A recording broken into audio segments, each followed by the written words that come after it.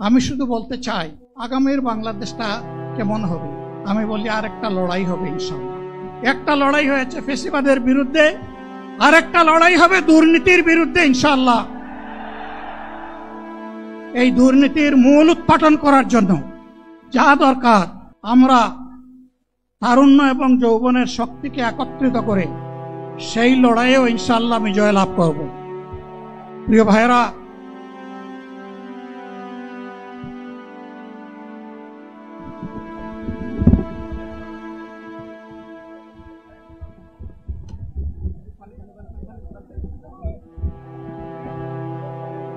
আপনারা অবস্থান করুন যার যার জায়গায়।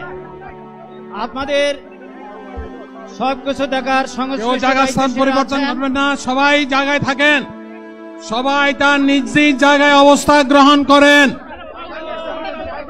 সবাই তার নিজ নিজ জায়গায় অবস্থান গ্রহণ করেন। আপনারা নিজ নিজ জায়গায় থাকুন, প্রয়োজনীয় দিক নির্দেশনা দেওয়া হবে। আপনাদের উত্তেজিত উৎপীড়িত হওয়ার কোনো কারণ নেই। মহান রাব্বুল আলামিনের একান্ত মেহেরবানিতে আমাদের প্রোগ্রাম আলহামদুলিল্লাহ, শুকরান, আলহামদুলিল্লাহ কাসিরান। সম্মানিত ভাইরা,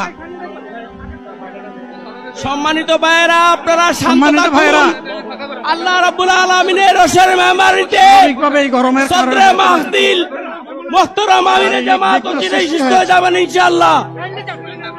আমি আল্লাহ তাআলার শুকরিয়া আদায় করি, আল্লাহ তাআলার শুকরিয়া আদায় করি আবার আপনাদের সামনে দাঁড়াতে পেরেছি। আমি বলেছিলাম দুর্নীতিমুক্ত বাংলাদেশ ইনশাআল্লাহ সবাইকে নিয়ে আমরা গড়ব। আমরা কথা দিচ্ছি,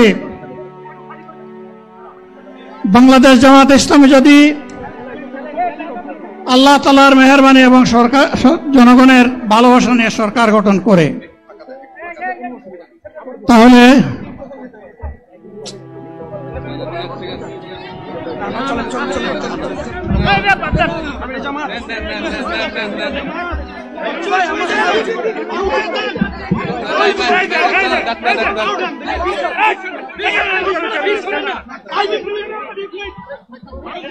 আপনারা নিজ নিজ জায়গায় অবস্থান করুন। আমাদের স্বেচ্ছাসেবকগণ আছেন, সংশ্লিষ্ট বিভাগের দায়িত্বশীলরা আছেন, তারা প্রয়োজনীয় ব্যবস্থা নেবেন। কারো মাইকের সামনে আসার দরকার নেই।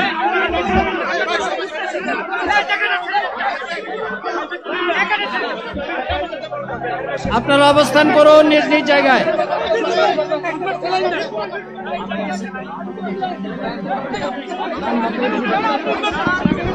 সবাই মেহেরবানি করে শান্ত হয়ে বসুন, শান্ত হয়ে বসুন, শান্ত হয়ে বসুন।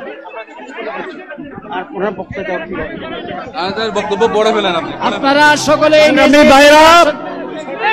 আমিরে জামাত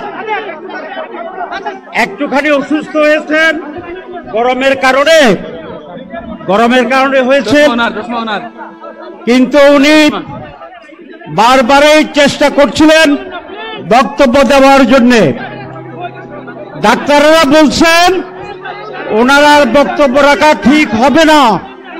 ওনার যে বক্তৃতা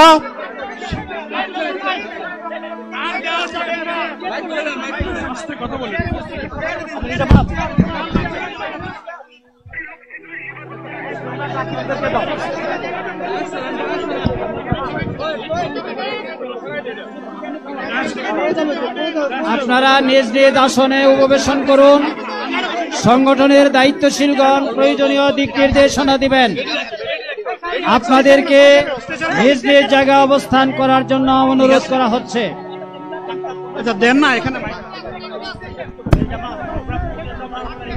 আপনাদের এই ড্রোনগুলো আলহামদুলিল্লাহ, আলহামদুলিল্লাহ। আরে আল্লাহ যত সময় হায়াত দিয়েছেন, আল্লাহ যত সময় হায়াত দিয়েছেন তত সময় মানুষের জন্য লড়াই করবো ইনশাআল্লাহ। এ লড়াই বন্ধ হবে না। বাংলার মানুষের মুক্তি অর্জন হওয়া পর্যন্ত আমাদের লড়াই অব্যাহত থাকবে। বলছিলাম জামাতে ইসলামী যদি আল্লাহর ইচ্ছা এবং জনগণের ভালোবাসায় বাংলাদেশের মানুষের সেবা করার সুযোগ পায়, তাহলে মালিক হবে না, সেবক হবে ইনশাআল্লাহ। আজ আমি ঘোষণা দিচ্ছি, লক্ষ জনতাকে সাথে নিয়ে বাংলাদেশ জামাতে ইসলামী থেকে যারা আগামীতে সংসদ সদস্য হিসাবে নির্বাচিত হবেন, আরে আপনারা কথা বন্ধ করেন, আপনারা কথা বন্ধ করেন, সবাই বসে পড়েন, সবাই বসেন, বসেন, কেউ দাঁড়াবেন না, সবাই বসেন। যদি আল্লাহর ইচ্ছায়, জনগণের ভালোবাসায় বাংলাদেশ জামাতে ইসলামী থেকে সংসদ সদস্যরা নির্বাচিত হয়ে সরকার গঠন করেন, তাহলে কোন এমপি, কোন মন্ত্রী আগামীতে সরকার কিন্তু প্লট গ্রহণ করবে না। কোন এমপি এবং কোন মন্ত্রী ট্যাক্সবিহীন কোন গাড়ি চড়বে না। কোন এমপি এবং কোন মন্ত্রী তার নিজের হাতে কোনো টাকা চালাচালি করবে না। কোন এমপি এবং কোন মন্ত্রী যদি তার নির্দিষ্ট কোনো কাজের জন্য বরাদ্দ পেয়ে থাকেন, কাজ শেষ হওয়ার সাথে সাথে বাংলাদেশের 18 কোটি মানুষের কাছে তারা তার প্রতিবেদন তুলে ধরতে বাধ্য হবে। সম্মানিত বন্ধুগণ, চাঁদা আমরা নিব না, দুর্নীতি আমরা করব না, চাঁদা আমরা নিতে দেব না, দুর্নীতি আমরা সহ্য করব না। এই বাংলাদেশটাই আমরা দেখতে চাই। যুবকদেরকে আমরা স্পষ্ট ভাষায় বলতে চাই, বন্ধুগণ, তোমাদের সাথে আমরা আছি। আমি আজকে জামাতের আমির হিসাবে এখানে কথা বলতে আসিনি। আমি এসেছি বাংলাদেশের 18 কোটি মানুষের একজন হয়ে কথা বলতে। আমি শিশুদের বন্ধু, আমি যুবকদের ভাই, আমি বয়স্কদের সহযোদ্ধা, আমার বোনদের আমি ভাই। সুতরাং তাদের মুক্তির জন্যই আমি দায়িত্ব নিয়ে আজকে এখানে দাঁড়িয়েছিলাম। আল্লাহর ইচ্ছা, শরীর আমাকে সাময়িকভাবে সহযোগিতা করে নাই, এটাও আল্লাহর ইচ্ছা যে এখন আল্লাহ আমাকে কথা বলার সুযোগ দিচ্ছেন। আমি বলতে চাই, বাংলাদেশের নির্দিষ্ট কোন শ্রেণীর মুক্তির জন্য আমাদের এই লড়াই নয়। রাস্তার একজন পরিচ্ছন্নতা কর্মী, চা বাগানের একজন শ্রমিক, রক্ত পানি করে ঘাম জড়ানো আমার একজন রিক্সা চালক ভাই মাঠে ময়দানে বাংলাদেশের মানুষের মুখে যারা এক মুঠো ভাত তুলে দিতে চায়, আমার সেই কৃষক বন্ধুটি, আমি তাদের হয়ে আজকে এখানে কথা বলতে এসেছি।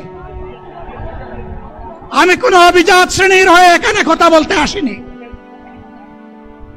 আল্লাহ তাআলার অশেষ মেহেরবানি, আজীবন সকল রক্ত চক্ষুকে উপেক্ষা করেছি, জেল জুলুমের পরোয়া করি নাই। আমার আফসোস, 24 সালে জাতিকে মুক্তি দিতে গিয়ে যারা জীবন দিয়ে শহীদ হলো, আমি তাদের একজন হতে পারলাম না। আপনাদের কাছে দোয়া চাই, ইনসাফের ভিত্তিতে একটি দেশ গড়ে তোলার জন্য আগামীতে যে লড়াই হবে, আমার আল্লাহ যেন সেই লড়াইয়ে আমাকে একজন শহীদ হিসাবে কবুল করেন। সম্মানিত বন্ধুগণ, আমাদের প্রিয় শহীদ নেতৃবৃন্দ 2006 সালের 28 অক্টোবর থেকে শুরু করে পল্টন গণহত্যা, গণহত্যা,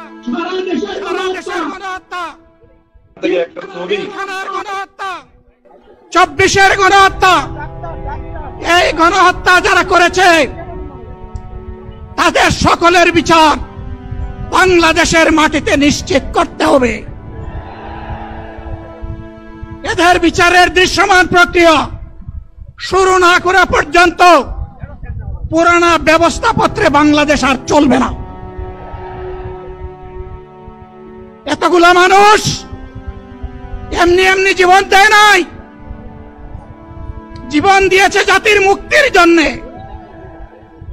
যদি বস্তাপোতা পুরানা সবকিছুই টিকে থাকবে, তাহলে কেন তারা জীবন দিয়েছিল?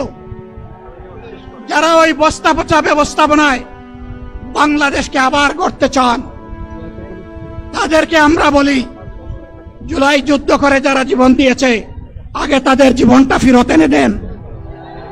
যদি শক্তি তাকে ফেরত এনে দেন, আপনারা পারবেন না। যেহেতু পারবেন না, কাজেই নতুন ব্যবস্থায় নতুন বাংলাদেশ গড়ে তোলা হবে ইনশাআল্লাহ। শিশু, কিশোর, যুবক, মা, বোন, শ্রমিক, ছাত্র জনতা, ব্যবসায়ী, সবাইকে যেই দেশ, যেই সংবিধান, যেই রাষ্ট্র নিরাপত্তা দিতে পারবে, সেই নতুন বাংলাদেশ আমরা গড়ে তুলতে চাই। ভাইয়েরা, আমাকে সবাই চাপ দিচ্ছে, কেউ বলে ভাই শেষ করেন, কেউ বলে চাচা শেষ করেন। আমি তাদেরকে নিশ্চয়তা দিয়ে বলছি, আমার মৌত আমার আল্লাহ নির্ধারিত সময় থেকে 1 সেকেন্ড আগে হবে না, এবং হায়াত যা দিয়েছেন তার 1 সেকেন্ড আগেও আমি যাব না। অতএব মহান আল্লাহর কাছে আবারও তৌফিক চাই। আপনাদের কাছে যে কষ্ট হয়েছে আপনারা, আমি তো এখানে শান্তিতে বসাচ্ছিলাম আর চতুর্দিকে শুধু দৃষ্টি বুলাচ্ছিলাম। কি কষ্ট হচ্ছে আমার ভাইদের। প্রিয় ভাইরা, এই কষ্ট আল্লাহর জন্য। এই কষ্ট কার জন্য? ইনশাআল্লাহ আল্লাহ তাআলা আপনাদেরকে তার উপযুক্ত যাজা দুনিয়ায় দিবেন, আখিরাতে দিবেন। আপনাদের এই ত্যাগের বিনিময়ে নতুন বাংলাদেশ আমরা পেয়ে যাব। আসুন সেই নতুন বাংলাদেশের জন্য একবার স্লোগান দিয়ে শেষ করি, নারায়ে তাকবীর। আসসালামু আলাইকুম ওয়া রাহমাতুল্লাহ।